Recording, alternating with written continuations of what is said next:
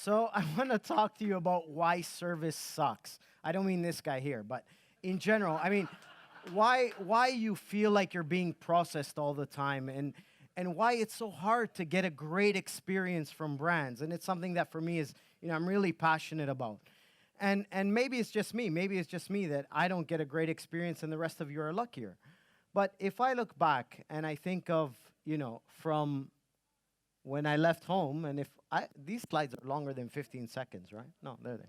So when I left home from Brussels sometime yesterday morning all the way to getting here, and I think of how many brands did I interact with and how many brands had an opportunity to make me feel special.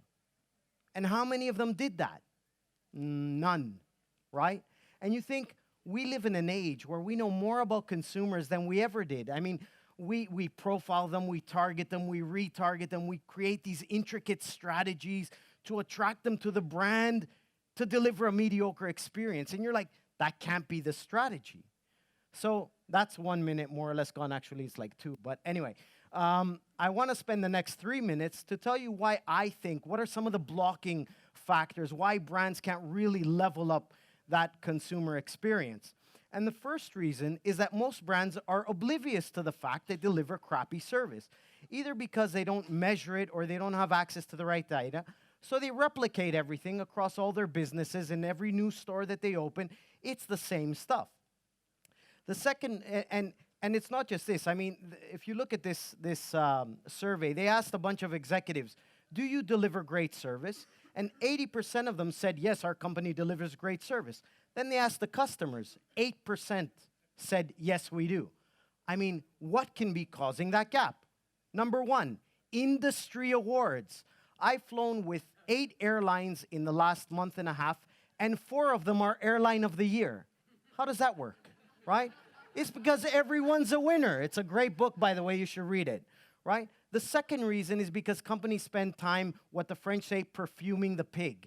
And instead of focusing on what really counts for a customer, they focus on the perfume. So they leave me stranded in Gatwick, platinum customer, sorry, can't help you. But they send me a magazine that says, guess what? We won Airline of the Year, right? Then it's how you set targets on customer service. So Homer wants to be number one, the best, right? Congratulations, Homer.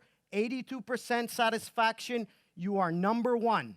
Number one. Pop that champagne, pay those bonuses. But what you don't realize, Homer, is that you've just institutionalized that 1 of every 5 customers, 82%, can have crappy coffee and crappy donuts at your shop. Congratulations. Not much of a target now, is it? The next reason is these legendary stories.